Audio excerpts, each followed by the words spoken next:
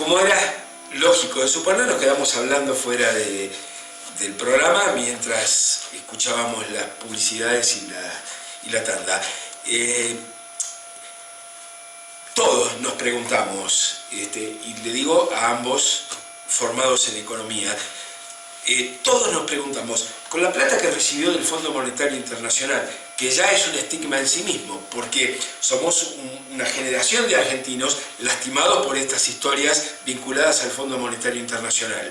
Entonces, más allá de esto, que era como aceptar que el Fondo Monetario, que es un estigma para una generación de argentinos, se convirtió en bueno y nos iba a dar la posibilidad de resolver los problemas del gobierno, entendiendo que esa cantidad extraordinaria de dinero iba a venir a apuntalar todos los flancos débiles de la administración de Macri y a ponernos en camino nuevamente para el crecimiento, para el desarrollo, para la estabilidad del dólar y para un montón de cuestiones.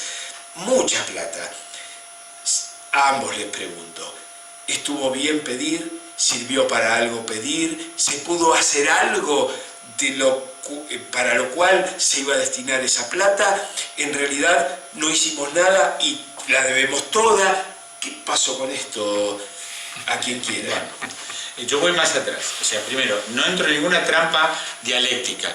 En el sentido de, el estigma somos nosotros pidiéndole al fondo, no el fondo que nos presta a nosotros. Cuando uno llega al fondo es porque ningún otro te presta. Si el otro sabe que no le vas a poder pagar para todo lo que hizo este gobierno, yo creo que compró un proyecto 8 años Macri. Entonces, ese proyecto 8 años Macri era con financiamiento exterior y tratar de hacer la plancha los primeros años para ir solucionando los temas de a poquito.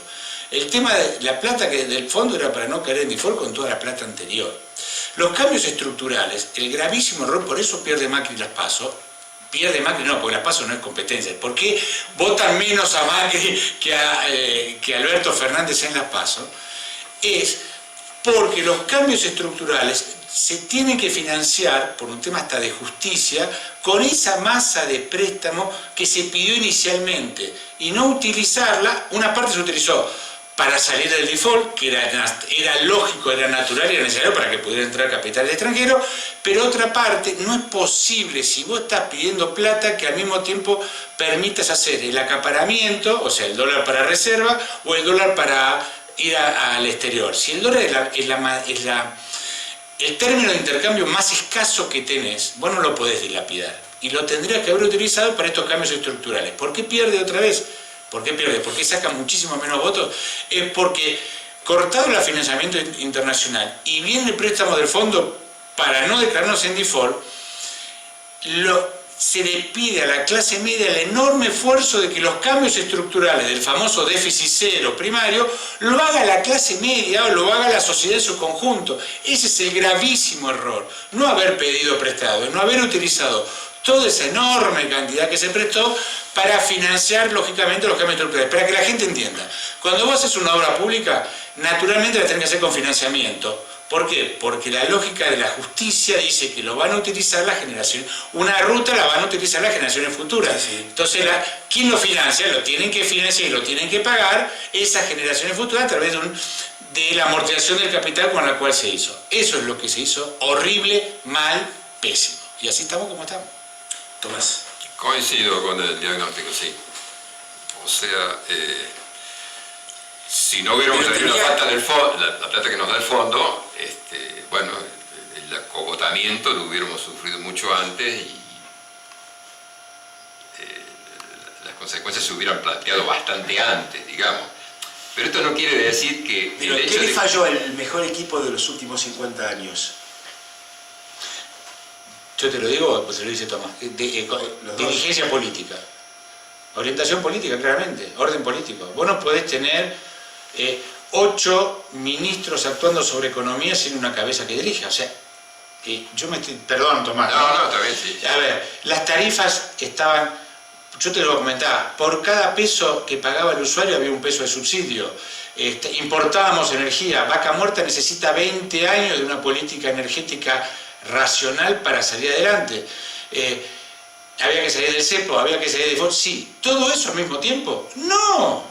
¿Por qué no teníamos los elementos para salir todos al mismo tiempo?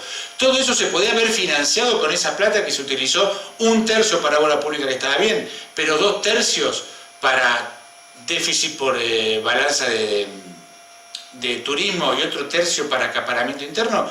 Claramente fue un error y fue falta de conducción política. A mí no me convencen los economistas que vienen del mercado financiero. Y acá no había ningún, salvo Frigerio, vos sabés que yo vengo de orientación claramente desarrollista, no había macroeconomistas que no provenieran del rubro financiero, y eso claramente las decisiones macro fueron mal tomadas. Mirá, vos tenés decisiones de mediano y largo plazo que son dirigenciales, decisiones que son correctivas y decisiones o acciones que son paliativas. Las decisiones macro que son de largo plazo no se tomaron algunas correctivas, bien, otras horribles, y acciones paliativas, que son las que vemos en nuestros últimos días, que simplemente corren detrás de los hechos. Bueno, algunas decisiones se tomaron hasta diciembre, entendiendo que uno tantas veces escuchó que las políticas de Estado trascienden los gobiernos, ¿no? Tomás, ¿tu opinión? Sí, yo agregaría a todo eso que la necesidad de un acuerdo social tuvo que haberse planteado desde el principio, diagnosticando con toda crudeza y desde el primer día la situación. No decir, ya estamos bien, el mundo confía en nosotros, esto no.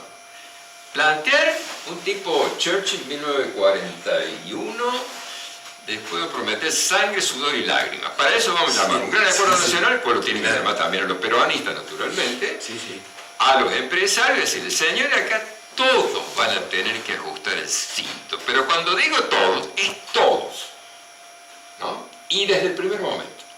Bueno, eso Macri no lo hubiera podido hacer nunca, ni el PRO tampoco, ¿no? ¿Puede un país tener este objetivo con una justicia cuestionada como la tenemos nosotros? ¿O había que reacomodar primero eso? No se podía esperar. O sea, yo creo que había que haber aprovechado la entrada de los dólares con ya un acuerdo donde decían, bueno, los empresarios se comprometen a esto, los trabajadores a esto, una paz social donde se vea claramente que las cargas estaban bien repartidas. No quiero decir que sea fácil hacer eso, entendámonos bien. Pero, bueno, ahí faltó la mano de un líder que los convenciera de que era eso o poco menos que desaparecer. Bueno, entonces se planteó como que todo estaba bien, listo, no necesitamos que nadie nos apoye especialmente. El mensaje era, nos arreglamos solos. Ustedes adáptense a las reglas que vamos a hacer nosotros. Ese era el mensaje del gobierno en el fondo, ¿no? Está todo bien, como que está todo bien. Y venían cosas mal de antes, pero salían a reducir cuando había algún fracaso en lo que estaban implementando. Y solos no iban a poder. Y se ve que también tenían un proyecto a largo plazo, porque de otra manera hubieran en un sentido parecía a largo plazo, como que no les preocupaba tener acuerdo. En ese sentido parecían que asumían un largo plazo de gobierno con renovaciones, ¿no? Pero por otro lado, no tomaron decisiones ajustadas en cuanto a lo que toleraba la población en materia de ajuste. Claro. Hay un límite a lo que podés hacer. Bueno, ¿eso es desconocimiento o insensibilidad? No, es desconocimiento de tipo ya político, no económico. O sea, cualquiera se da que manejar un país con... que si vos pagabas 100 pesos la luz, y hablo de los sectores más vulnerables, y te la llevo a 3.000, era inviable que la gente lo pueda pagar. Es inviable, porque por empezar lo electoral se te hace inviable ya con una cosa así, ¿no? Entonces, yo tomo lo que dice el tema de Churchill. Pues sí, nos hace falta un Churchill, y bueno, Churchill prometió sangre, sudor y lágrimas, ganó la Segunda Guerra Mundial y perdió las elecciones. Dejó de ser primer ministro. Yo creo Inglaterra, pum para arriba. Y Inglaterra mejor estado de bienestar que existía en los años 40. Paladines del estado de bienestar. Qué bárbaro. Bueno. No nos sirve como ejemplo, bueno, país colonial y demás, pero el sacrificio lo hicieron. Los alemanes y los japoneses. Y sí. De las ruinas absolutas. De las ruinas. Pero salieron con pacto social y pacto político. De las ruinas. Pacto de Estado. No podemos ver eso. Perdón, y salieron con plata. Eso, no podemos aprender de eso. Y yo creo que yo mucho tiempo me planteé por qué no podemos hacer algo parecido. Claro. Y ahí sí que las culturas marcan determinadas cosas que se pueden hacer y otras que no se pueden hacer. Lamentablemente, o quisiera equivocarme, ¿no? Pero hasta ahora, bueno, Mirá, pues, ¿cómo salió Alemania? Salió con un plan Marshall, pero salió con un acuerdo político. Sí, claro. Sale con plata, o sea, no se sale si no hay plata, número uno, pero se sale con plata y con acuerdo político. Inglaterra salió con plata también, porque negoció con Estados Unidos, esto es historia, pero negoció, se quedó sin colonia, pero resurgió, o sea, se sale con plata y con acuerdo político. La plata estaba, porque todos los economistas que había, que eran del mercado financiero, le habían prometido esa financiación a Macri. Esa plata al principio llegó y estaba. Vos me decís, la tarifa de 100 a 3.000. No sé si a 3.000, pero ese proceso ese proceso de ajuste, sí había plata para financiarlo. Y esa era la plata que venía de afuera para financiar ese reacomodamiento y a ir negociando qué soportaba la sociedad y qué no iba a soportar y tendría que ser solventado con estos famosos. Yo te estoy diciendo, si estamos cambiando estructuralmente o desde las raíces un sistema que no daba para más, lógicamente no lo tienen que pagar los habitantes actuales, sino de alguna manera todos, y eso se hacía con financiamiento. No se hizo así. Acá yo creo que le vendieron un proyecto político, en el medio quemó, destruyó, incendió, yo creo que a la dirigente político mujer que había surgido en los últimos años, la fagocitó, jugó a la ruleta rusa con unas pasos que podía haberlas ninguneado si vos querías, y con una ceguera total, comparto que más, de no detectar hasta dónde esa clase media que estaba aceptando un cambio y un esfuerzo para visualizar un paradigma distinto, no resistió. No puede ser que no lo hayan detectado. Se les escapó la tortuga. ¿Por qué? No lo sé. Vos sabés que me sorprende. Realmente me sorprende. Tomás, desgraciadamente vemos los noticieros y empezamos a recuperar imágenes del pasado. O sea, la pelea de los comedores populares que le empiezan a abrir la puerta a la gente nuevamente. O sea, se han convertido en una imagen del pasado en el presente, los comedores populares que están asistiendo a mucha gente. Estamos hablando hoy con invitados de los municipios que están en esta tarea de asistir a los que hoy no pueden pagar los impuestos, no pueden llegar a fin de mes o no pueden poner en la mesa lo que necesitan para comer. Yo te pido, vos sos más grande que Ruliki en edad. Gracias, los dos son más grandes que yo, por lo menos dame esa. Pero el que va a emitir una opinión de ser yo. O sea, lo ponés más grande a él que a vos todavía. Vos te ponés en el medio. Nosotros somos contemporáneos. Vos sos más grande que Ruliki, él puede tener por ahí una mirada distinta en función de su edad. Bueno, no, pero además tiene una experiencia muy distinta y sí, muy valiosa. Entonces, para mí es más valioso lo tuyo, y no por el desmedro, digo por la edad, por el tiempo, así como el te mató, Tomás. En la aldea tomaban las opiniones de los mayores. Mira, Ruliki, no me saques de y se entiende lo que estoy diciendo. Sí. O sea, la calificación... Estoy tratando de sacar un poco porque la verdad que estamos... Por la experiencia, por el haber mirado, por el haber asistido a otras partes de la historia que por ahí este chiquilín no las vio. ¿Qué ves para adelante, Tomás, en calidad de argentino, de economista, de sobreviviente, de hacerte cargo de las economías particulares de tus clientes, de los que vos has aconsejado? Bueno, yo sé que tenés un estudio contable, no sé si... Ya no. Digamos, pero bueno, tengo alguna vinculación, pero ya no. Bueno, de mi sobrino. En función de esto, ¿no? De la experiencia, de la trayectoria, uno puede emitir juicios de valor, porque tiene las llagas de la vida. ¿Cómo ves la Argentina que viene? Si es que viene alguna. No, la Argentina va a continuar. Y creo que va a continuar con un ajuste duro y por mucho tiempo. Lo que me gustaría es que ese ajuste tenga el sentido de que uno va en el buen rumbo. Tengo la esperanza de que sea así, pero no lo puedo asegurar. Requiere... Siempre que hablas de ajuste duro, le toca a los... es que si no hay un ajuste duro, vamos a terminar como Venezuela.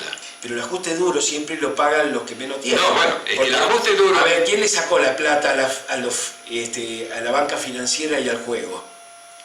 Y cuando digo ajuste duro, un ajuste que le llegue a todos Sí. en su justa medida, en la medida en que cada uno puede pagar. No que se ajuste solamente a los de abajo ni a la clase media baja, no.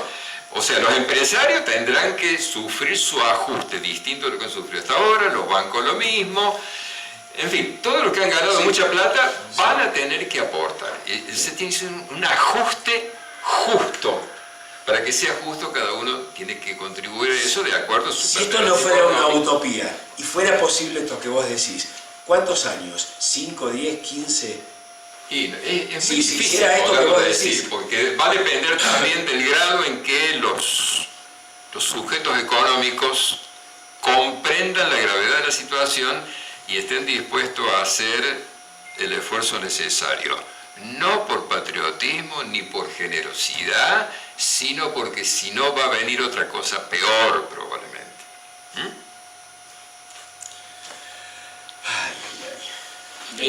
Yo comparto, para que la gente se quede, a ver, estamos distintos que Venezuela por muchos motivos. Primero, porque gracias a Dios no tenemos el petróleo de Venezuela, que es lo que lavó los cerebros. Yo viví en Venezuela en el año 89, yo viví el Caracazo.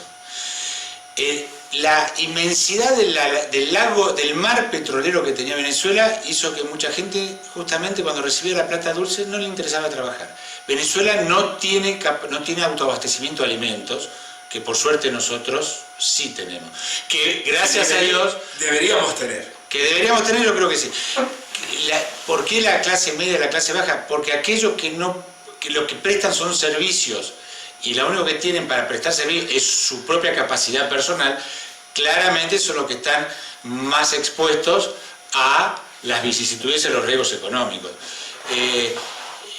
Mirá,